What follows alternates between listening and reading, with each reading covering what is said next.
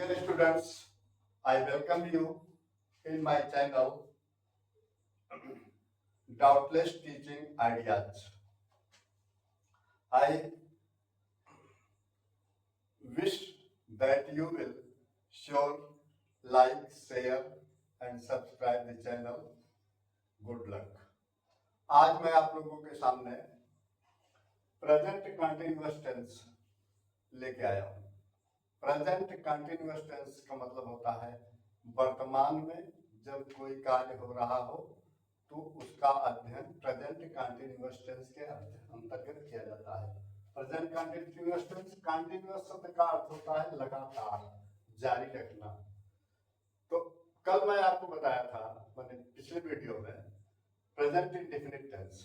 Present indefinite tense का मतलब होता है कोई कार्य आदतन होती है, कोई कार्य हो न हो रहा है न हो चुका है बल्कि होता है। तो इस तरह से आज लेकिन जो बताएंगे वह बताएंगे जो कार्य वर्तमान समय में होता है उसे प्रेजेंट कंटिन्यूअस टेंस कहते हैं। पहचान में क्या है? मुख्य क्रिया के अंत में रहा है, रही है, रहे हैं आदि लगा होता है। और इस तरह से हम आज प्रेजेंट कंटिन्यूअस टेंस की देखिए एक वचन और बहुवचन दोनों कर्ताओं को साथ लेके चलेंगे। एक वचन कर्ता के साथ, एक वचन कर्ता जानते हैं कौन से? ही, शी, इट। देखिए सबसे पहले लिखेंगे कर्ता,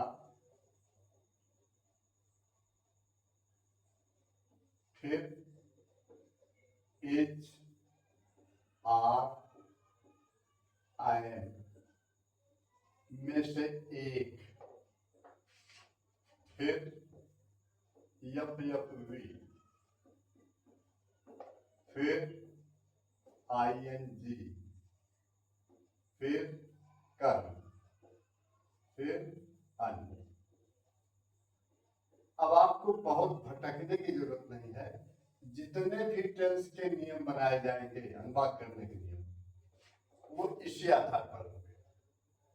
प्रेजेंट कंटिन्यूअस टेंस में कर्ता शब्द अगर एक वचन करता है तो इज लगाएंगे, बहुवचन करता है तो आर लगाएंगे। अगर कर्ता स्पेशली आई है तो उसके साथ सहायक क्रिया एम का प्रयोग करेंगे। ये सहायक क्रिया कहलाती है। क्या कहलाती है? सहायक क्रिया। सहायक क्रिया के नाम से जानी जाती है और ये मुख्य क्रिया है। सहायक क्रिया और मुख्य क्रिया बाकी सब क्लियर है। इज, आर, एम सहायक क्रिया है और यप first form of the verb मुख्य क्रिया है। मुख्य क्रिया के प्रथम रूप में आप आईएनजी लगा देंगे तो बन जाएगा। तो देखिए जैसे एग्जाम्पल, राम, जैसे मैं अंग्रेजी आप लोगों को सिखा रहा हूं। मैं, आई, करता कौन होगा? मैं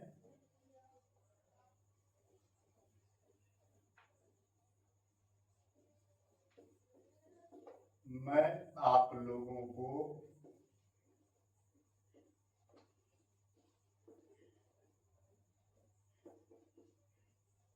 अंग्रेजी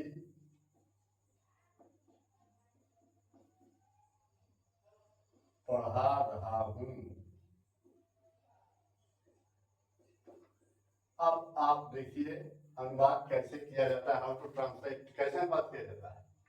सर्वप्रथम हम अनुवाद को पढ़ेंगे, दिए गए अनुवाद को सर्वप्रथम क्या करेंगे? पढ़ेंगे। उसके बाद उसमें क्या करेंगे? उसमें क्रिया ढूंढेंगे कि इस वाक्य में कार्य कौन सा हो रहा है। और निश्चित है कि दिए कोई भी दुनिया का अनुवाद होगा उसमें कार्य जरूर होगा। जब तक क्रिया नहीं होगी तब तक अनुवाद माना ही नहीं जाएगा, तब तक वाक्य माना ही नहीं जाएगा। तो पढ़ा रहा हूं ये आपको क्रिया हो, पढ़ा रहा हूं क्रिया हो गई। अब यहीं से पूरा अनुवाद के द्वार खुलेंगे, पूरे इसके जितना भी जो भी आप चाहोगे सब क्रिया आपको बताएगी। पढ़ा रहा हूं, सबसे पहले हमको किसकी जरूरत पड़ेगी? कर्ता की। तो पढ़ा रहा हूं, कौन पढ़ा रहा है? उत्तर मिलता है मैं। तो मैं की अंग्रेजी क्या हो गई? आई। अब मैं पढ़ा रहा हूं कौन सा टेंस है? Present continuous tense. क्यों? क्योंकि मुख्य क्रिया है पढ़ा, उसके अंदर में रहा हूं लगा है, present indefinite, present continuous tense हो गया। अब देखिए प्रेजेंट कंटिन्यूअस टेंस है, आई के साथ कौन सी सहायक क्रिया लगेगी? I am. आई एम, फिर कर्ता हो गया, मुख्य सहायक क्रिया हो गई। अब मुख्य क्रिया है पढ़ा। पढ़ा की अंग्रेजी कौन होती है भाई? टीच माने पढ़ाना, टीच माने पढ़ा। अब इसमें आई एन जी लगा दिया, ये आगे लिखा है ना I N G, I am teaching. फिर देखिए क्या है? कर्म। पढ़ा रहा हूं, कौन पढ़ा रहा है? मैं। अब देखिए क्या पढ़ा रहा है? क्या पढ़ा रहा हूं? अंग्रेजी। आई am teaching English.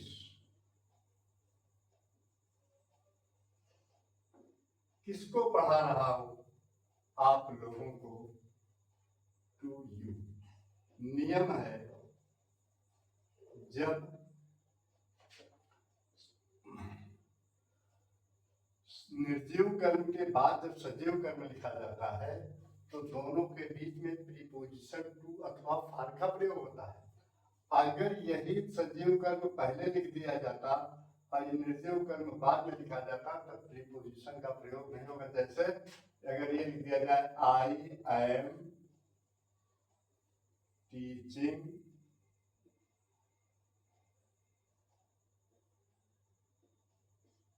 You English. अब देखिए जहां पर दोनों कर्म साथ में लिखे जा रहे हैं, पहले सजीव कर्म उसके बाद निर्जीव कर्म। अगर अंग्रेजी वाक्य जो आपको वाक्य दिया गया है उस मुख्य क्रिया में आप अगर कौन लगा, किसको लगा करके कहोगे तो जो उत्तर मिलेगा वो सजीव कर्म। अब क्या लगा कर प्रश्न जब बनाएंगे जो उत्तर मिलेगा वो निर्जीव कर्म। जैसे पढ़ा रहा हूं ना, किसको पढ़ा रहा हूं? आप लोगों को, तो आप लोग सजीव कर्म हो गए। क्या पढ़ा रहा हूं? अंग्रेजी। अंग्रेजी निर्जीव कर्म हो गई। तो आप लोगों की अंग्रेजी क्या हुई? यू। अब इसका मतलब यू सजीव कर्म है। अब उसके बाद निर्जीव कर्म लिखा जा रहा है इंग्लिश। तो दोनों के बीच में पहले सजीव कर्म लिखने के बाद निर्जीव कर्म जब लिखा जाएगा तो दोनों के बीच में किसी भी प्रकार के प्रीपोजिशन का प्रयोग नहीं होगा। लेकिन अगर पहले निर्जीव कर्म लिखा गया फिर सजीव कर्म लिखा गया तो दोनों के बीच में प्रीपोजिशन टू या फार का प्रयोग होगा। अब इसका डिसीजन कैसे लिया जाएगा? इसका डिसीजन ये लिया जाएगा जो एक क्रिया है यही बताएगी। जैसे फील, जैसे कुक, कॉल, कलेक्ट, लर्न, ये सब ऐसी क्रियाएं हैं जो फार का प्रयोग करवाती है और बाकी के साथ टू का प्रयोग उसको आगे हम बताएंगे। अब देखिए ये अफर्मेटिव हो गया। अब निगेटिव इसी में ले लीजिए, जैसे वह गाना नहीं गा रहा है।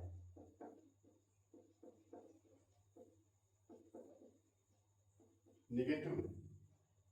अब गा रहा है क्रिया हो गई, क्यों है? गा रहा है क्रिया। अब कौन गा रहा है? वह, तो ही। अब फिर क्या लिखेंगे? इज आर एम में से एक ही एक करता है तो इज लिखेंगे, नहीं है तो उसके बाद इज सहायक क्रिया के बाद नॉट का प्रयोग कर दीजिए। ही इज नॉट गा रहा है singing, he is not singing. क्या नहीं गा रहा है? गाना, ए सॉन्ग, निर्जीव कर्म। He is not singing a song, यह क्या कहते हैं? he एक वचन करता है इसलिए इसके साथ इसका प्रयोग किया। सिंगिंग जो है गा रहा है, गा रहा है इसकी अंग्रेजी हो हिंदी हो गई, नॉट लगा है तो नहीं हो गई। ए सॉन्ग हो गया तो एक गीत। अब इसी तरह से सिंगल इंट्रोगेटिव ले लीजिए, क्या वे लोग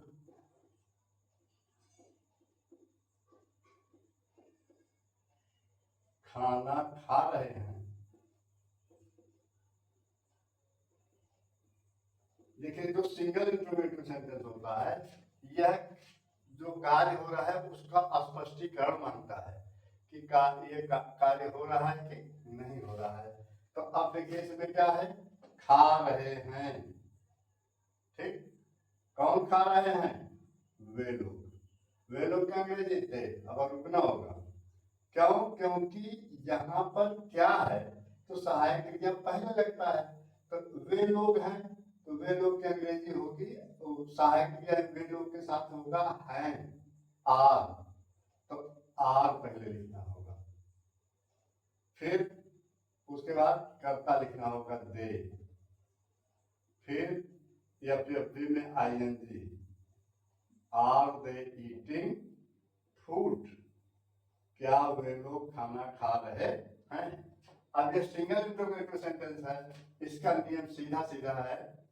सिंगल इंट्रोगेटिव का सबसे पहले लिखेंगे सहायक क्रिया, सहायक क्रिया, फिर क्या लिखेंगे, फिर लिखेंगे कर्ता, फिर क्या लिखेंगे, फिर लिखेंगे एफ, फिर क्या लिखेंगे, फिर लिखेंगे आईएनजी, फिर क्या लिखना है, कर्म, फिर अन्य। ये सिंगल इंट्रोगेटिव का नियम। सिंगल इंट्रोगेटिव सेंटेंस का ये नियम है। सबसे पहले सहायक क्रिया लिखेंगे, फिर कर्ता लिखेंगे, फिर एफ लिखेंगे, फिर आईएनजी लिखेंगे, फिर कर्म लिखेंगे, फिर अन्य लिखेंगे। तो इस तरह से ये देखिए, सहायक दे कर्ता होगा दे, तो उसके साथ सहायक क्रिया आर का प्रयोग हुआ। और देखिए फिर खा रहे हैं, ईटिंग, फूड क्या है, निर्जीव कर्म। अब इसी तरह से अगर आपको डबल इंट्रोगेटिव क्वेश्चन से मिल जाए अनुवाद करने के लिए, तब कैसे होगा, तो पहले लिखेंगे क्यू डब्ल्यू, क्यू डब्ल्यू माने क्वेश्चन वर्ड, फिर क्या लिखेंगे, सहायक क्रिया, फिर क्या लिखेंगे, कर्ता, फिर एफ, फिर आईएनजी, फिर कर्म, फिर अन्य। ये देखिए, अब आपको इस नियम का प्रयोग करना होगा। ये तो अब जैसे आप लोग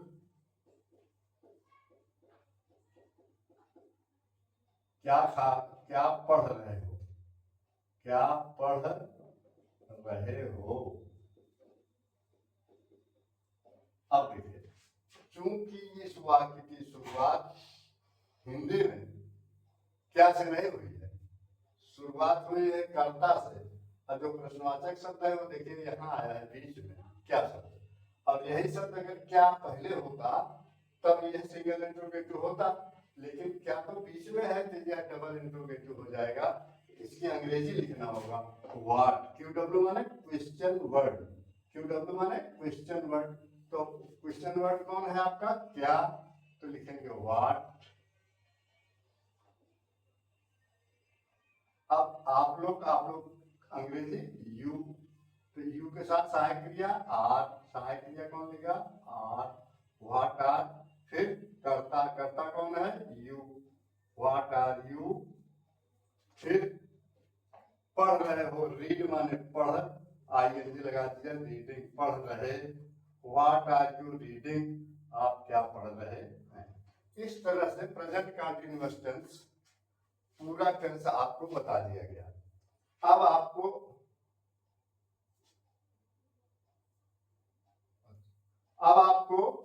इसी नियम के तहत पूरा अनुवाद करना है। अगर आप चाहते हो तो निगेटिव का भी नियम हम लिख देते हैं। निगेटिव में क्या हो, कर्ता प्लस सहायक क्रिया प्लस नॉट प्लस एफ, अच्छा इसको यहां नीचे लिख दिया जाए। निगेटिव का नियम है निगेटिव सेंटेंस का नियम है कर्ता प्लस सहायक क्रिया plus not plus FUV plus ING plus कर्म प्लस अन्य। ये आपका निगेटिव का नियम। सहायक क्रिया आपको बताई गई है, is are and was, is are and में से एक लगेगा जो उसको आप समझ लीजिएगा। ये इस तरह से आपको पूरा प्रेजेंट कंटिन्यूअस टेंस का अध्ययन करा दिया गया है। अब जो अभी मैं आप लोगों को प्रेजेंट कंटिन्यूअस टेंस के नियम के विषय में बताया, अब मैं चाहता हूं कि आपको इसके संबंधित उदाहरण अच्छे ढंग से बताए जाए। देखिए, जैसे राम अपना काम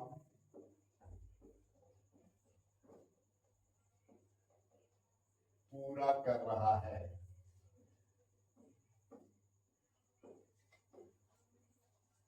इसमें आप देखिए, ये असर्टिव सेंटेंस है। असर्टिव सेंटेंस वह सेंटेंस होता है जिसमें अफर्मेटिव, जिसमें वाक्य या तो अफर्मेटिव है या निगेटिव है। कभी भी आप इस तरह से नहीं पाएंगे कि कोई भी वाक्य अफर्मेटिव भी हो निगेटिव भी हो, ऐसा नहीं होगा। अगर नॉट लगा है तो वास्तव में निगेटिव हो गया, अगर नॉट नहीं लगा है, सामान्य है, तो सामान्य के अंतर्गत है तो अफर्मेटिव हो गया। अफर्मेटिव सेंटेंस है ये, राम अपना काम पूरा कर रहा है। तो अब देखिए, इसमें ये असर्टिव सेंटेंस के अंतर्गत इसका अध्ययन किया जाएगा और यह कहा जाएगा कि ये साधारण स्वीकारात्मक वाक्य है, अफर्मेटिव। तो पूरा कर रहा है ना, क्रिया आपकी क्या हो गई, पूरा कर रहा है। तो कौन, देखिए क्रिया आपको मिल गई, पूरा कर मुख्य क्रिया हो गई, रहा है सहायक क्रिया हो गई। कौन पूरा कर रहा है, राम। राम क्या हो गया, कर्ता। कर्ता कौन बनता, कितना वचन क्या है, राम एक वचन करता बना। तो राम के साथ इज का प्रयोग होगा।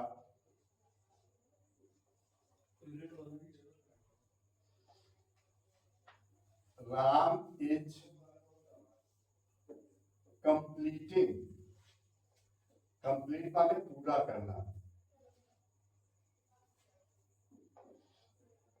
अब यहाँ पर अपना काम है ना, तो अब राम किसका काम पूरा कर रहा है, अपना। तो राम जो है पर्सनल को क्या कहते हैं, राम प्रॉपर नाउन है। तो इस तरह से इसकी एक वचन करता हुआ इसका सर्वनाम होगा ही का पोसेसिव केस हिज। तो यहाँ पर his work, Ram is completing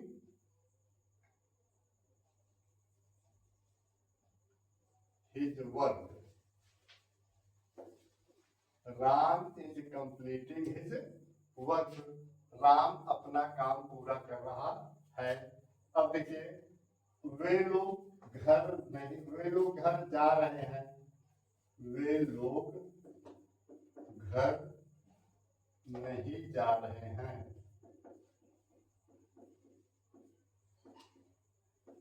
अब इसमें नाट लग गया, तो जा रहे हैं, जा मुख्य क्रिया हो गई, रहे हैं सहायक क्रिया हो गई, तो वे की अंग्रेजी हो गई दे। तो इसके साथ सहायक क्रिया क्या लगेगी, आर नॉट गोइंग। जहां जाया जाता है, जहां जाया जाता है उसके पहले प्रीपोजिशन टू का प्रयोग होता है, और जहां से जाया जाता है उसके पहले प्रीपोजिशन फॉर का प्रयोग होता है। जैसे मैं घर से स्कूल जा रहा हूं, तो घर से हट रहा हूं, जहां से डिपार्चर हो रहा हूं, जहां से अलग हो रहा हूं, उसके पहले प्रीपोजिशन फॉर का प्रयोग हो जाएगा, फ्रॉम का। और जहां जा रहा हूं, जहां जुड़ूंगा, उसके पहले टू का प्रयोग हो जाएगा। तो वे लोग घर नहीं जा रहे हैं, तो they are not going to house, they are not going to house. वे लोग घर नहीं जा रहे हैं, they are not going to house. अब आप लोग क्या खा रहे हो, आप लोग क्या कर रहे हो, व्हाट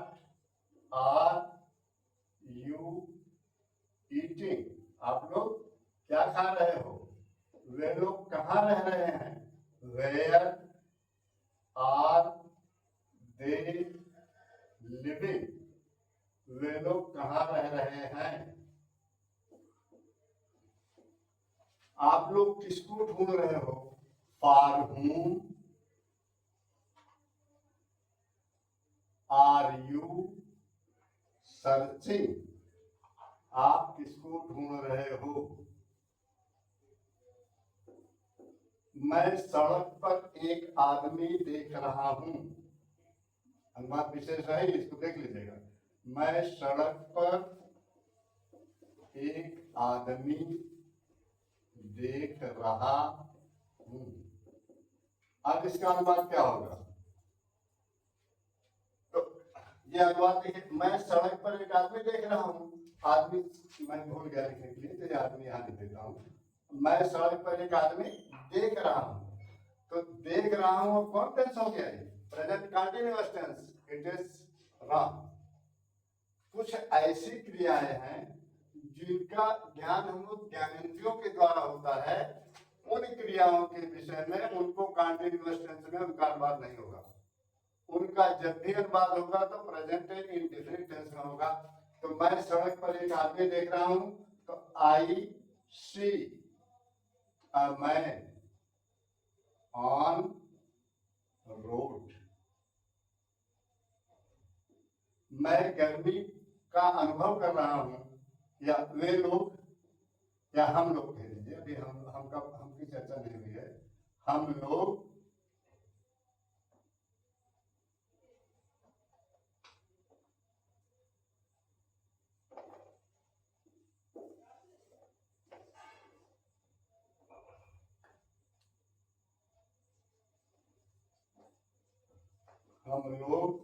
गर्मी का अनुभव कर रहे हैं।